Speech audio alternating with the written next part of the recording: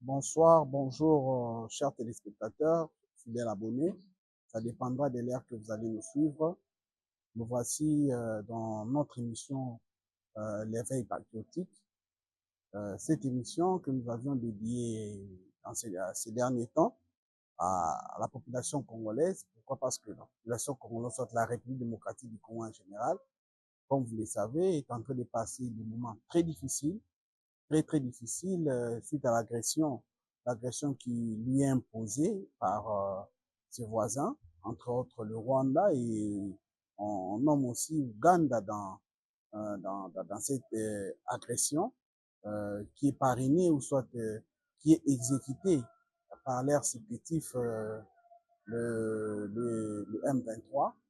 Alors, voilà pourquoi nous voulons à ce que nous puissions, une fois de plus, éveiller les peuples congolais partout où ils sont pour qu'ils puissent comprendre les risques qu'ils sont en train de courir. Et si ils ne tiennent pas, ils ne décident pas, ou soit ils ne suivent pas de près cette aventure, ou soit ils le prennent avec beaucoup de légèreté, ça peut leur payer trop cher. Ça peut leur coûter trop cher, tout simplement parce que le voisin ou soit l'agresseur, apparemment, il ne recule pas. Imaginez-vous, il est arrivé même au point de suspendre la coopération bilatérale qu'il avait avec la Belgique, tout simplement parce qu'il a senti que la Belgique faisait une campagne à l'Union européenne pour qu'on puisse le sanctionner, soit sanctionner son pays, et il s'est permis à le faire. Et vous avez suivi ces interviews où il était même prêt à dire que euh, il va accepter, ou soit il est prêt pour lui de se battre au lieu de se laisser intimider par des sanctions qui ne disent pas son nom. Voilà pour être congolais, donc nous devons comprendre que nous sommes devant une personne qui est décidée, qui est déterminée, malgré les multiples décès des militaires rwandais qui tombent à la République démocratique du Congo. Malheureusement, il ne cesse pas, ou soit il ne veut pas lâcher prise.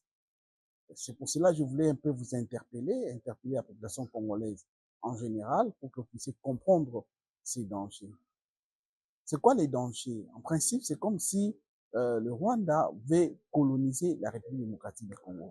Alors que nous sommes au XXIe siècle, regardez, un pays voisin qui peut entrer plusieurs fois dans notre pays, mais il se permet, suite à l'infiltration qu'ils ont pu faire, suite au brassage et au mixage qui s'est déroulé depuis l'avènement de l'AFDEL jusqu'à 2013, plusieurs brassages, plusieurs mixages, l'homme avait pu ingérer ou soit insérer beaucoup de ses caporales ou soit beaucoup de ses fidèles dans notre armée et dans beaucoup de services de sécurité, entre autres la DGM, l'ANER, ainsi de suite. Et étant donné qu'il a la certitude qu'il peut gagner ces combats, voilà pourquoi il ne lâche pas prise, il est déterminé à faire ce qu'il doit faire. Alors, suite à ça, chers Congolais, qu'est-ce que nous, en tant que peuple congolais, nous devons faire? C'est la question que nous devons nous poser. Devons-nous rester statiques? Devons-nous rester comme des simples téléspectateurs pour voir, ou soit pour contempler comment est-ce que les choses sont en train de se dégrader? Non, chers Congolais. Voilà pourquoi nous devons comprendre que cette, cette guerre, on ne l'amène pas au président de la République seulement, à Félix Antoine Tshisekedi. Non. Et vous devez savoir pourquoi est-ce que cette guerre qui avait apparemment, qui était presque, qui n'existait presque plus, parce que en 2013, on nous dit qu'il est fait par l'armée congolaise, ce qui est à 100% faux parce qu'il y a eu des accords, comme vous le savez, des accords qui ont été signés, et le fait pour eux de retourner, c'est tout simplement parce que ils veulent assez que le président Félix Tshisekedi puisse accepter à 100% ce qui s'était convenu avec le régime passé. Alors, lui étant patriote, lui étant congolais, des pères et des mères, il ne veut pas trahir sa patrie, c'est-à-dire la terre de ses ancêtres. Et voilà pourquoi ça lui coûte cher. Et malheureusement, ce n'est pas seulement à lui qu'on est en train de combattre. Ce n'est pas seulement à lui qu'on est en train de faire la guerre. C'est à la République démocratique du Congo. Tout simplement parce que même si vous suivez le cardinal Ambongo, qui aujourd'hui, je suis content parce que il a quand même compris, parce que eux, la haine qu'ils avaient contre le président de la République faisait en sorte qu'ils ne voyaient absolument rien.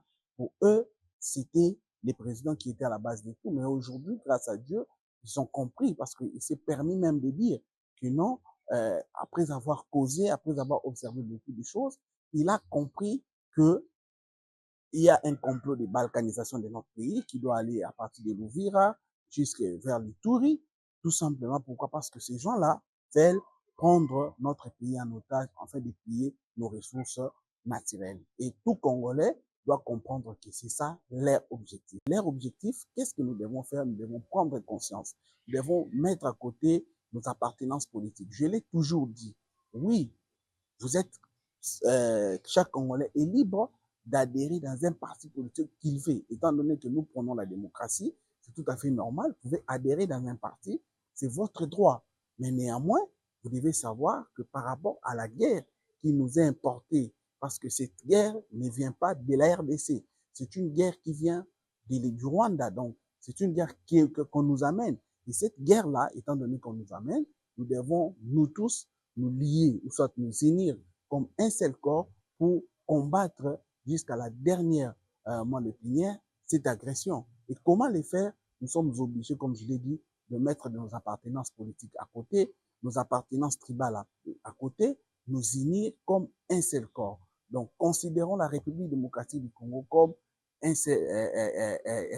une maison où Kinshasa est considérée comme salon et les autres provinces sont considérées comme des chambres. Donc, si une chambre dans une maison est pillée ou soit est envahie, cela veut dire que c'est toute une maison qui est envahie. Voilà pourquoi nous voulons assez que nous puissions nous considérer comme un corps, la tête, de la tête jusqu'aux pieds, comme vous le savez aussi. Si même le doigt a mal, ça va influencer le corps tout entier.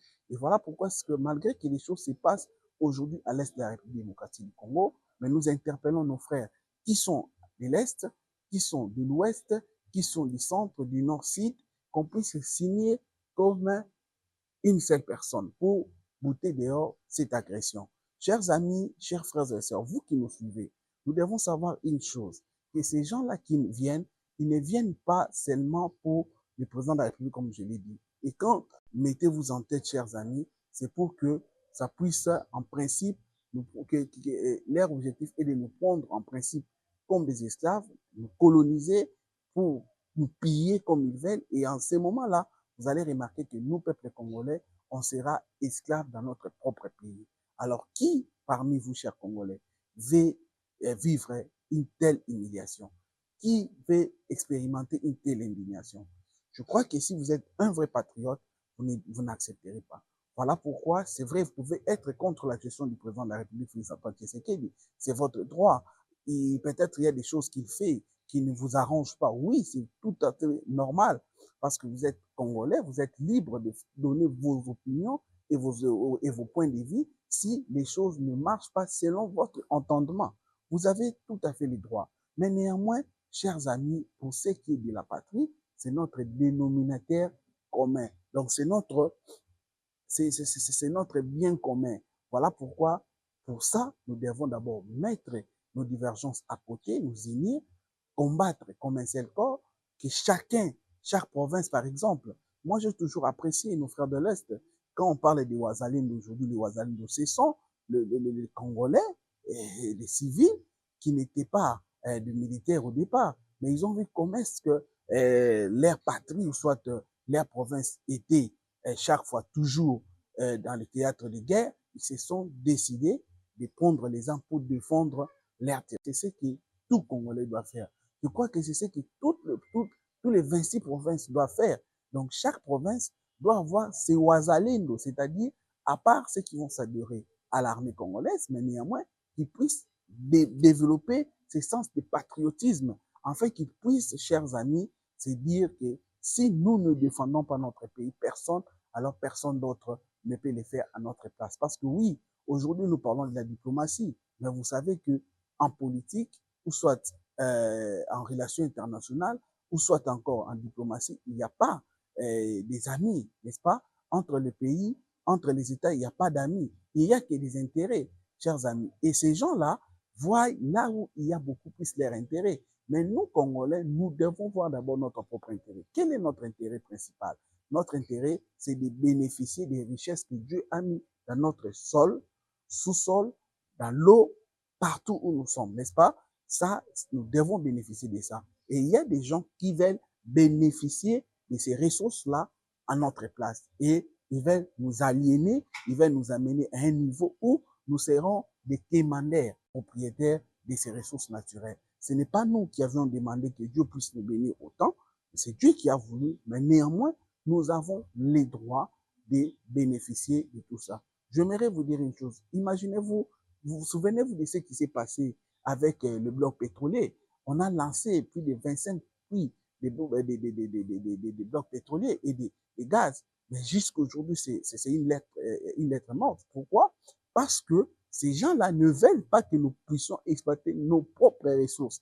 Vous voyez comment est-ce que les complots est à un niveau extraordinaire. Et si nous ne nous lèvons pas pour défendre notre pays, personne ne peut le faire.